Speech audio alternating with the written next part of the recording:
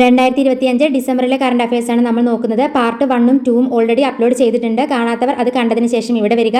Part 3യോടുകൂടെ ഈ ഒരു പാർട്ടോടുകൂടെ നമ്മൾ ഡിസംബറിലെ കറണ്ട് അഫയേഴ്സ് കംപ്ലീറ്റ് ആക്കും.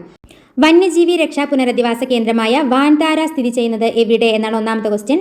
ഉത്തരം ജാംനഗർ. അത് എവിടെയാണെന്ന് ചോദിച്ചാൽ ഗുജറാത്തിലാണ്. എന്താണ് വന്യജീവി രക്ഷാ പുനരധിവാസ കേന്ദ്രമായ വാൻതാര? ഈയിടെ ന്യൂസിലൊക്കെ കേട്ടിട്ടുണ്ടാവും അല്ലേ വാൻതാര. എന്നാൽ അത് സ്ഥിതി ചെയ്യുന്നത് എവിടെ എന്ന ഒരു ക്വസ്റ്റ്യൻ വന്നാൽ അത് ജാംനഗറിലാണ്. ഏതാണ് സ്റ്റേറ്റ് എന്ന് ചോദിച്ചാൽ ഗുജറാത്തിലാണ്. ഇനി കേരള ഹൈക്കോടതിയുടെ പുതിയ ചീഫ് ജസ്റ്റിസായി നിയമിതനാകുന്നത് ആര് എന്ന് ചോദിച്ചാൽ ജസ്റ്റിസ് സൗമൻ സെൻ. കേരള ഹൈക്കോടതിയുടെ പുതിയ ചീഫ് ജസ്റ്റിസായി നിയമിതനാകുന്നത് ആര് എന്ന് ചോദിച്ചാൽ ജസ്റ്റിസ് സൗമൻ സെൻ. 64ാമത് സംസ്ഥാന സ്കൂൾ കലോത്സവ വേദി ഏത് ജില്ലയിലാണ്? ഉത്തരം തൃശൂർ. 64ാമത് സംസ്ഥാന സ്കൂൾ കലോത്സവം നടക്കുന്നത് തൃശൂർ ജില്ലയിലാണ്. അടുത്തത് എന്തായാലും ഓർത്തു വെക്കേണ്ട ഒരു പേരാണ് റാം സുധർ. റാം സുധർ നമ്മൾ പല സ്ഥലത്തും കേട്ടിട്ടുണ്ടാവും. ലോകത്തെ ഏറ്റവും ഉയരം കൂടിയ പ്രതിമയായ സ്റ്റാച്യു ഓഫ് യൂണിറ്റി അഥവാ ഏകതാ പ്രതിമയുടെ ശില്പിയാണ് റാം സുധർ. നമ്മളിപ്പോൾ അദ്ദേഹത്തിൻ്റെ പേര് പറയാൻ കാരണം അദ്ദേഹം അന്തരിച്ചു. അപ്പോൾ വിശ്രുത ശില്പിയായിട്ടുള്ള റാം സുധർ അന്തരിച്ചു. അദ്ദേഹത്തിൻ്റെ പ്രത്യേകത എന്താണ്?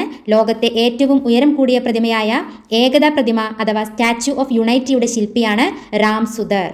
ആ ഡേറ്റ് കൂടെ ഒന്ന് മനസ്സിലാക്കി വെക്കുക. ഡിസംബർ 18 കേട്ടോ. 2025 ഡിസംബർ 18 റാം സുധർ അന്തരിച്ചത്. ഇനി ആനമുടിയിൽ നിന്നും കണ്ടെത്തിയ പുതിയ ഒരു പ്ലാന്റിന്റെ പേരാണ് പോഗോസ്റ്റിമോൺ ആനമുടിക്കം. എന്താണ് പോഗോസ്റ്റിമോൺ ആനമുടിക്കം? ആനമുടിയിൽ നിന്നും കണ്ടെത്തിയ ന്യൂ പ്ലാന്റ് ആണ് പോഗോസ്റ്റിമോൺ ആനമുടിക്കം. സ്ത്രീകൾക്കും കുട്ടികൾക്കും നിയമപരവും സാമൂഹികപരവും വൈകാരികപരവുമായ പിന്തുണ നൽകുന്ന ഒരു പദ്ധതിയാണ് സ്നേഹിത. എന്താണ് സ്നേഹിത എന്ന പദ്ധതി എന്തുമായി ബന്ധപ്പെട്ടിരിക്കുന്നു എന്ന് ചോദിച്ചാൽ സ്ത്രീകൾക്കും കുട്ടികൾക്കും നിയമപരവും സാമൂഹികവും വൈകാരികവുമായ പിന്തുണ നൽകുന്ന പദ്ധതിയാണ്. തിരിച്ചും ചോദിക്കാം, സ്ത്രീകൾക്കും കുട്ടികൾക്കും നിയമപരവും സാമൂഹികപരവും വൈകാരികപരവുമായ പിന്തുണ നൽകുന്ന പദ്ധതി താഴെ പറയുന്നവയിൽ ഏതാണ് എന്ന് പറഞ്ഞിട്ട് സ്നേഹിത, സ്നേഹപൂർവ്വം അങ്ങനെ കുറേ പേരുകൾ കൊടുക്കും. അപ്പോൾ കൺഫ്യൂസ്ഡ് ആവരുത്, സ്നേഹിത. അടുത്തത് ഒരു ധീരവനിതയാണ് മിക്കേല ബെന്തോസ്. വീൽ ചെയറിൽ ബഹിരാകാശത്തെത്തുന്ന ആദ്യ വ്യക്തി എന്ന നേട്ടം കൈവരിച്ചത് മിക്കേല ബെന്തോസ് ആണ്. എന്താണ് വീൽ ചെയറിൽ ബഹിരാകാശത്തെത്തുന്ന ആദ്യ വ്യക്തി എന്ന നേട്ടം കൈവരിച്ചത് ആര് എന്ന് ചോദിച്ചാൽ മിക്കേല ബെന്തോസ്. നമ്മുടെ മലയാളത്തിന്റെ പ്രിയപ്പെട്ട നടൻ ശ്രീനിവാസൻ അന്തരിച്ചു അല്ലേ. ഡിസംബർ 20 നടൻ ശ്രീനിവാസൻ അന്തരിച്ചത്.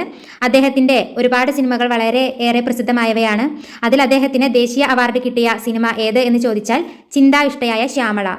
നടൻ ശ്രീനിവാസന് ദേശീയ അവാർഡ് ലഭിച്ച സിനിമ ഏത് എന്ന് ചോദിച്ചാൽ ചിന്താ ഇഷ്ടയായ ശ്യാമള. ഇനി സംസ്ഥാന അവാർഡാണ് ചോദിക്കുന്നത് എങ്കിൽ അത് വടക്കു നോക്കി യന്ത്രം. ദേശീയ അവാർഡ് ലഭിച്ചത് ചിന്താ ഇഷ്ടയായ ശ്യാമളയ്ക്കും സംസ്ഥാന അവാർഡ് ലഭിച്ചത് വടക്കു നോക്കി യന്ത്രത്തിനുമാണ്. അടുത്തതൊരു ആപ്പാണ് ക്ലൂ ആപ്പ് എന്നാണ് അതിൻ്റെ പേര്.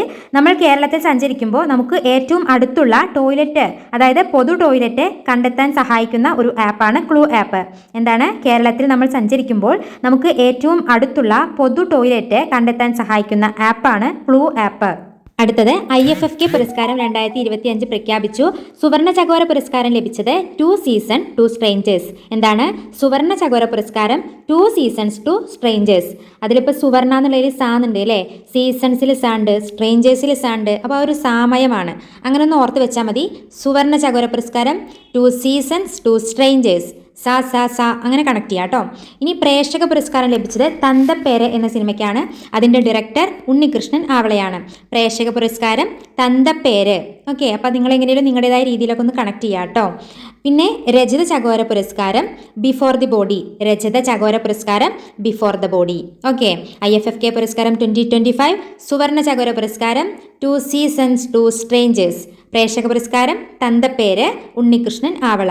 രജത ചകോര പുരസ്കാരം ബിഫോർ ദി ബോഡി. 2026 റിപ്പബ്ലിക് ദിനത്തിൽ മുഖ്യ അതിഥിയാവുന്നത് യൂറോപ്യൻ യൂണിയനാണ്. 2026 റിപ്പബ്ലിക് മുഖ്യ അതിഥിയാവുന്നത് യൂറോപ്യൻ യൂണിയൻ. കഴിഞ്ഞ ക്ലാസ്സിൽ നമ്മൾ തൊഴിലുറപ്പ് ഭേദഗതി ബില്ലിനെ കുറിച്ച് പറഞ്ഞിരുന്നു അല്ലേ. അതിൻ്റെ പേരെന്താണ്?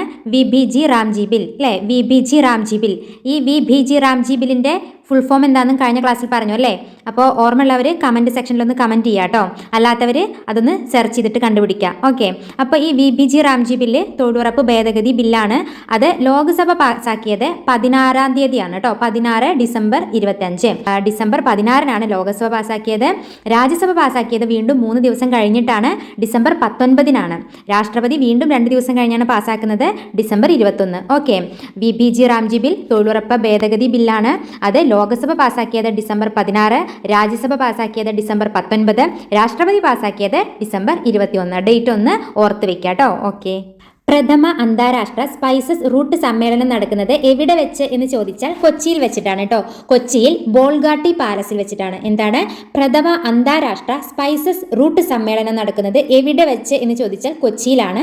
കൊച്ചിയിലെ ബോൾഗാട്ടി പാലസിലാണ് കേട്ടോ. അപ്പോൾ ബോൾഗാട്ടി പാലസ് എവിടെയാണ് സ്ഥിതി ചെയ്യുന്നത് എന്നതിന് കൂടെ നമുക്ക് ഉത്തരം കിട്ടി. എവിടെയാണ്? കൊച്ചിയിലാണ്. ഇവിടെ വെച്ചാണ് എന്ത് നടക്കുന്നത്? പ്രഥമ അന്താരാഷ്ട്ര സ്പൈസസ് റൂട്ട് സമ്മേളനം. ഓക്കെ അല്ലേ? മെഡിസെപ്പ് പദ്ധതിയുമായി സഹകരിക്കുന്ന ഇൻഷുറൻസ് കമ്പനി ഏത് എന്ന് ചോദിച്ചാൽ ഓറിയന്റൽ ആണ് കേട്ടോ. ഓറിയന്റൽ. മെഡിസെപ്പ് അറിയാലോ, സർക്കാർ ജീവനക്കാരുടെ ആരോഗ്യ ഇൻഷുറൻസ് പദ്ധതിയാണ് എന്ത്? മെഡിസെപ്പ്. ഈ മെഡിസെപ്പുമായി സഹകരിക്കുന്ന ഇൻഷുറൻസ് കമ്പനി ഏത് എന്ന് ചോദിച്ചാൽ ഓറിയന്റൽ. അടുത്ത പ്രധാനപ്പെട്ട ഒരു പോയിന്റാണ് blue bird block 2. Blue bird block 2 ഇത് ISRO വിക്ഷേപിച്ച ഒരു ഉപഗ്രഹത്തിന്റെ പേരാണ് ബ്ലൂ ബേർഡ് ബ്ലോക്ക് 2. ഡിസംബർ 24 വിക്ഷേപിച്ചത്. അമേരിക്കൻ കമ്പനിയായിട്ടുള്ള ST മൊബൈൽസിന് വേണ്ടിയാണ് വിക്ഷേപിച്ചത്. അതും അറിഞ്ഞു വെക്കുക കേട്ടോ. ബ്ലൂ ബേർഡ് ബ്ലോക്ക് 2 വിക്ഷേപിച്ചത് ISRO ആണ്, പക്ഷേ അമേരിക്കൻ കമ്പനി ആയിട്ടുള്ള ST മൊബൈൽസിന് വേണ്ടിയാണ് വിക്ഷേപിച്ചത്. മാത്രമല്ല ഇതിൻ്റെ വളരെ പ്രധാനപ്പെട്ട ഒരു പ്രത്യേകതയാണ് ഏറ്റവും ഭാരം കൂടിയ ഉപഗ്രഹമാണ് ഇത്. ഏറ്റവും ഭാരം കൂടിയ ഉപഗ്രഹം ഏത് എന്ന് ചോദിച്ചാൽ അത് ബ്ലൂ ബേർഡ് ബ്ലോക്ക് 2 ആണ്. ഇതിൻ്റെ ഭാരം 6500 കിലോഗ്രാം ആണ്. എത്ര? 6500 കിലോഗ്രാം ഭാരമാണ് ബ്ലൂ ബേർഡ് ബ്ലോക്ക് 2 എന്ന ഈ ഉപഗ്രഹത്തിനുള്ളത്. LVM-3 റോക്കറ്റ് ഉപയോഗിച്ചാണ് വിക്ഷേപിച്ചിട്ടുള്ളത്, അഥവാ ബാഹുബലി. LVM-3 റോക്കറ്റ് അഥവാ ബാഹുബലി ഉപയോഗിച്ചാണ് ഇത് വിക്ഷേപിച്ചിട്ടുള്ളത്. ലോകത്തെ ഏറ്റവും വലിയ വാണിജ്യ വാർത്താവിനിമയ ഉപഗ്രഹം ആണ് ഇത് എന്നതുകൂടെ ഇതിൻ്റെ പ്രത്യേകതയാണ് കേട്ടോ. ഏറ്റവും വലിയ വാണിജ്യ വാർത്താവിനിമയ ഉപഗ്രഹം. അപ്പോൾ ഓർത്ത് വയ്ക്കുക, ബ്ലൂ ബേർഡ് ബ്ലോക്ക് 2 ISRO വിക്ഷേപിച്ചു. ഡിസംബർ 24 വിക്ഷേപിച്ചത്. അമേരിക്കൻ കമ്പനിയായിട്ടുള്ള ST മൊബൈൽസിന് വേണ്ടിയാണ് വിക്ഷേപിച്ചത്. ഏറ്റവും ഭാരം കൂടിയ ഉപഗ്രഹമാണ് ഇത്. 6500 കിലോഗ്രാം ആണ് ഇതിൻ്റെ വെയിറ്റ്. ഓക്കെ. അപ്പോൾ വളരെ പ്രധാനപ്പെട്ട കുറച്ച് പോയിന്റ്സാണ് നമ്മൾ ഇന്ന് നോക്കിയത്. പ്രധാനപ്പെട്ട ഡിസംബർ മാസത്തിലെ വളരെ പ്രധാനപ്പെട്ട കുറച്ച് കറണ്ട് അഫയേഴ്സ് നോക്കി. ഇനി 2-3 ദിവസത്തെയും കൂടെ ഉണ്ട്. ഇതുവരേക്കുള്ള എല്ലാം എടുത്തിട്ടുണ്ട്. ഇനി ഇതിൻ്റെ ഡിസംബർ മാസത്തെ കംപ്ലീറ്റ് ആയിട്ട് ഒറ്റ വീഡിയോ ആയിട്ട് അപ്ലോഡ് ചെയ്യണമെങ്കിൽ നിങ്ങൾ കമൻറ്റ് ചെയ്താൽ മതി കേട്ടോ. ഓക്കെ. അപ്പോൾ താങ്ക് യു. റിപ്പീറ്റായി കേൾക്കുക, എല്ലാം കേട്ട് പഠിക്കാം. ഓക്കെ.